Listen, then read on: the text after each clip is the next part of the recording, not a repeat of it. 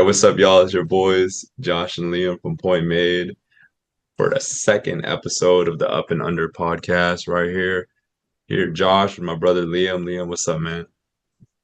What's up, Josh? Excited to get into our episode today where we're doing either in or outs on a couple of topics. Going to be a lot of fun. Yeah, we're gonna be doing this hopefully weekly or so, bi-weekly or not. But we're just gonna kind of dive in a couple little hot topics, just have a little bit discussion. Three players every time we dive in. We're just gonna kind of ask a little question, see if we're in or out in terms of what that question is. And some of our guys today, like we said, doing three players. We're doing Jalen Green, Zack Edy, and Cam Whitmore. So a lot of hot and cold ideas, hot and cold takes on those different prospects. So we're just kind of delve into a different questions. So getting straight into it, we're doing Jalen Green first. So are you in and or out on Jalen Green becoming a star player in the NBA? I think I'm still in on Jalen Green becoming a star player in the NBA. I think the most important part of any Stars game is, do you score the ball? I think we can all conclusively say that Jalen Green indeed scores the ball. He's got some work to do on some other areas, but we knew he was a project when he was selected, and my evaluation on him realistically hasn't changed too much. It's maybe come down a little bit on the top end. Maybe we're looking at more of a second option rather than a guy who's going to carry you all the way to the promised land on his own, which, was always going to be a bit of a lowercase scenario. But I do still believe in him to eventually, and I think he's showing it this year, continue to refine the outer edges of his game and pair that along with his scoring profile. And I think he will become a true star player in this league. And I believe in Ime Udoka as well to continue to develop him and expect more from him on the other areas of his game. Facts, exactly. And with this year, I mean, coming into it, signed that kind of unique rookie deal, 2+1, with that player option to kind of buy into. And it kind of gives him a little bit more leeway when that deal comes in, those 2 years come in for him to kind of extend his money-making window and also just kind of have a better leverage when it comes to that next contract coming in. And a lot of that's contingent on him taking that next step into stardom. And I think both of us, when it came to Jalen Green as a prospect and evaluating him, we kind of saw that top end upside of him hitting that 30 points per game type stuff, especially in a modern NBA, a lot faster pace with you know, threes and layups and everything. And then getting to that point in his career where it's kind of make or break, right? And then a lot of question marks coming into the season with Jalen Green is like, is this dude gonna get an extension? Is this guy gonna be a max player? And for him to see that contract kind of bet on himself and then the way he's played and started off the year, 28.8 points per game. I think he's averaging 11.5 threes per game, which is a career high. And then he's also hitting 41%. And for a dude that's notoriously streaky, like he's had hot streaks like this. And you can look at his, month by month log last year, and there's hot month, cold month, hot month, cold month. So you still want to see it happen consistently. But one of the biggest things I think that we've seen with Jalen Green this year is when he's getting to the rim, he's actually finishing. Last year, he was hitting 69% within 3 feet of the rim. This year, that number's up to 81%. And for a guy with his level of athleticism, a lot of that was question marks, upper body strength, right? That touch and everything. But for him to up that mark that much, that substantially, while also increasing his efficiency from the perimeter is like insane to me. So I'm definitely in. I'm in on Jalen Green. I've been in on Jalen Green. I've been pushing that propaganda on him. So I think he's going to realize that he's going to opt out here in about 2 years. He's going to make a lot of bread.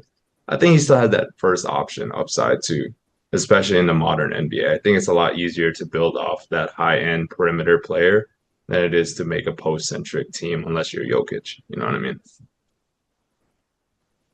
So I think I think both. that's a little bit of a reference to Sengun there with Jokic, and I think you got to admit there's some similarities to their game. So you never know. Jokic was a deep second round pick. I don't think anyone expected this from him either. Exactly. Exactly. And Şengün, I mean, we'll be talking about that. Is he gonna be a first option one day? I think future episodes we're gonna definitely dive into Şengün and Yeah, that'll be an interesting one, and maybe a bit of a Sengun versus Green debate. Who you got? Who you starting your franchise with? I reckon that'd be fun. I love it. Yeah. So Jalen Green, we're both in. Easy peasy. I think that's gonna be a hot topic. I think some of our boys, even at Point Mate, are kind of gonna disagree with that. they haven't been the biggest fans of the You dude, and me and have both been. yeah, but it's all good. They're not on the podcast. They didn't want to dive in today, so that's on them. But we'll move on to number two. Take the lead You on your said boy. take the lead on my boy Cam Whitmore. I'm guessing. Yeah, that's your boy right there, because that's not my boy. Yup, yup. Might be because you traded him to me in one league, but all right, all right. Um, Cam Whitmore. Our in and out on Cam Whitmore is if he can be more than a microwave scorer off the bench. I obviously, you know my thoughts. I'm in. I think that he can be much more than that. I think that when you look at most microwave scorers that come off the bench, they don't tend to have his size. They don't tend to have his athleticism. They don't tend to have his ability to actually play defense currently and also the tools to continue to grow as a defender. I also think that when you look at his points per possession, like he's very efficient usually in terms of how many points he gets per minute, and that's what you run your NBA offense of. You want high points per possession. You want guys who, finish their plays at an efficient rate, and Whitmore has consistently done that. I think you can run him in a lot of actions. I think there are a lot of places on the floor that he can benefit you, including rebounding currently and scoring, which are his two real strengths right now. But I think that he's got a lot of area to grow his game too. He had a couple of multi-assist games in the preseason, and he's become a more willing passer already over his stint working under Ime Udoka, who I think is a great developmental coach and won't allow him to fall into those bad habits that would get him a little bit more stuck. I think as well that when you talk about a play finishing wing, some of his downsides don't matter quite as much. Like when you look at a guy like, if we're gonna pre-draft, I think we both probably had a little bit of a Miles Bridges comp on him. He's got some similarities. It's not exactly the same, but he's got some similarities. If anything, he's got probably a little bit more shake off his own handle. And when you look at play finishing wings, you don't always need them to be the best playmakers. And while I think that he can be good in that area, I don't think that he necessarily needs to be elite in that area to be better than a microwave six-man scorer for a team, to provide more value in the starting lineup, to, rebound, to play defense and all these things. Even if the playmaking doesn't come into the level that it should, I'd believe him as a starter. I think that if you start talking about the playmaking coming in, that's when you start touching onto the fringes of what his upside is. And that's a star level upside in my opinion. That's your boy, man. That's your boy, Cam Whitmore. And I love it. I mean, exactly. You hit the nail on the head in terms of the tools he has. And I don't think that's ever been a question mark with Cam Whitmore, those tools. I think for me, the question mark has always been the feel. And for you to take the step past what he is as the microwave scorer into that, star-centric, guy that you want to build a franchise around, if it's going to happen, it's not going to happen in Houston. I don't think so. Within that offense, I'm not sure. In the 4 games so far this year, he's got 0 assists, right? And he's also had a very cold start to the year as well. He's shooting, 38% from the field, 39% from the field, and then 0 from 12 from three. So with Whitmore, I think a lot of it has to happen, has to break in a way where he has to fall into a situation where he has that opportunity, right? Just kind of like similar to Cam Thomas on the Nets, who I'm really not even fully in on too, because Cam Thomas has had streaks where he's dropped 30 points per game over like 5, 6 game stretches and then cooled off. And I'm just not sure how much having that, kind of isocentric score like Whitmore is without the field to go with it and the vision to go with it, right? Because he's had 0 assists this whole year. But it's not like they run a lot of offense through him. It's not like he's getting used in the highest way either. He's the eighth or ninth man now with a Amen there, Reed there, and then Tari there. So Mm-hmm. it's not like he's getting a lot of opportunities to kind of showcase those stuff this year. But I also kind of see him falling further and further down that rotation. You know what I mean? So for me, I'm a little out on him becoming anything but that unless he goes somewhere else. I actually think that there is a part of us that agrees in a sense that I don't think it's going to happen with the Rockets as currently constructed, at least either. Mm-hmm. But I don't think that that's necessarily a major worry in the sense that the Rockets aren't about to stay put with what they've got. They've got a lot of depth. They don't necessarily want to be a middling team like they are now. They're looking to flip some of these guys because they have an abundance of talent and consolidate some of those pieces into a bigger star and someone who helps out more in the starting lineup. And I would assume that Whitmore is one of the pieces that gets moved simply because he has more value to other teams than he probably does the Rockets with their glut of wings. But it really depends how the negotiations shake out. And if Tari Eason isn't on that roster anymore, if Amen Thompson isn't on that roster anymore, if Dylan Brooks isn't on that roster anymore, I think you could quite easily see Whitmore start and contribute in a very positive way to that Rockets lineup. 100%. 100%. With it just being a Udoka based offense, Yeah. that's kind of it's harder unless you have that playmaking, that connected playmaking, which I think they've tried to develop with Whitmore, especially with his stints at Rio Grande.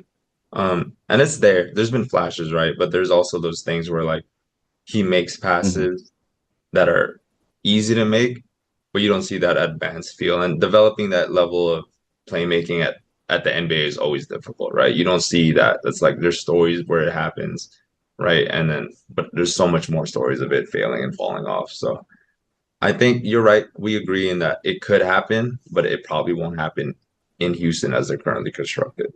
But I think I'm a little bit lower on the end on it actually happening, unless he really makes those strides with his playmaking.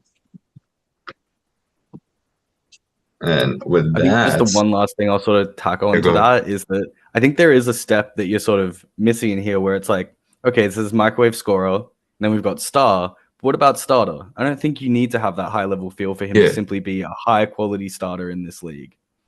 And I think that 100%. realistically to me, that's probably more his flaw. I think that he can very easily be a starting caliber player for a team. But I think when it comes to the star stuff, we end up agreeing where it's like it's going to have to break right for him in terms of getting an opportunity. 100%. And you're right. It's definitely realistic because he doesn't just have those tools to be a scorer. He has everything you want in that high level Mm-hmm. defender too, right? You got the physicality, the strength, everything. Yeah, 100%. look, I I think with agree. Whitmore, he has that body that you want in a modern wing. It's just buying into a system and playing within that Mhm. system. And I've seen him do that in Houston, but it's just disheartening for me to see that fall further and further down. What I think he's only had one game over 20 minutes per game, 20 minutes this season. I'd like that role to increase. Like I like Whitmore, a hardworking kid. It's just in Houston, I don't know. He'll be trade bait, I think. So moving on to our last name this session, our boy Zack Edey, the summer league star himself, preseason legend, Zack Edey. You want to start with Zack Edey, or you want me to go? No, you go on Zack Edy. I think we're pretty aligned though. Zack Edey, are you in or out on Zack Edey being worth that top 10 pick? I think both you and I from draft day kind of had Zack Edy teetering on like a first round prospect. And that's in a relatively like flat draft, right? Where guys in like the 16 range, 18 range to the 40 range kind of all received equal grades, right? You don't see a really lopsided grade. So you could, you know what I mean? Even though I had him around 30 on my board. I think I had him around 33, so early second round. He didn't score much lower than guys above him. But at the same time, where he was placed on a big board was because at the end of the day, in the NBA, your goal is to win. Your goal is to get into the playoffs, work your way to the championship, right? And just players of his archetype, despite the amount of production he put up at Purdue, you don't see players at that level and that archetype in the playoffs anymore. And you can just look at someone who is absolutely killing it in the NBA right now in the pick and roll game with Harden, right? Zubac. Zubac is absolutely killing it, destroying it. But we've also seen him become completely unplayable come playoff time. So expending and Mhm. using that level of draft capital, I think when you and I did a mock draft, a lot of the thing I like talking about was them trading that pick for like Kyle Kuzma. You know what I mean? Just getting another stretch player because spacing around Ja is so important. Having knockdown Mhm. shooters around Ja is so important. So I'm just kind of out on him being worth that top 10 pick. And I could completely be wrong, especially because we're just a few games in. But we've already seen how when Ja is in hitting his stride and Memphis is playing tough, they like to default to J Huff because he stretches the floor. He hits those threes while playing defense and everything. And he's just classic 3 and D center, you know what I mean? Brolo esque. And a Brolo esque center around Ja just makes so much more sense to me. I think that's why both you and I were kind of talking about how they could have went so many different ways at center, especially with Kel where, you know what I mean? And it would have just Hmm. been such a cleaner fit. But I could tell with just the disparity they have, and I think we talked about it, how they're so used to already using drop coverage with having Steven Adams there. But I mean, Zack Edy, I think they want him to get to the point where like those screen assists are huge. And spacing in a different way with those screen assists is important too. But you just need to see that chemistry develop there with Ja. And right now it's not there at the same time. And that's something that could develop and that can be very impactful, but still when it comes to playoffs, what are we going to be looking at? You know what I mean? So for me, I'm kind of out on him, but I was already out on draft day. He could definitely prove me wrong. And there's been moments where he's definitely made me feel like question, like, oh my goodness, did I completely miss on a guy? Did I overthink this guy? But there are Yeah. also moments of like, we'll see on playoffs. I think we won't even know until playoffs. But for me going into where we're at right now, I'm out on it. Yeah. And as I said, we're mostly aligned on Edey, and we kind of have been throughout the entire process where it's like I have those same moments where I go, do I have this all wrong? Like, am I overthinking it? The production usually in college, like you want to pay attention to that. Most misses come off just trying to ignore production for what the red flags are. But in this case, I think that the red flags are pretty real, and you touched on a lot of them. And it really comes down to his lateral, and it's not good. He cannot defend in space consistently, and we've already seen it. I think impact his minutes in a regular season environment, let alone a playoff environment where he's going to be actually targeted and picked on.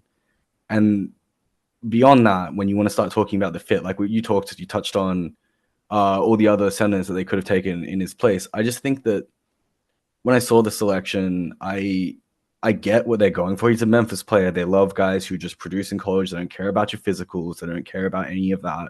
They just take. They don't care about your age. They just take the most productive players, and it's worked out for them in a lot of spots. And I'm just not sure if this is one of them.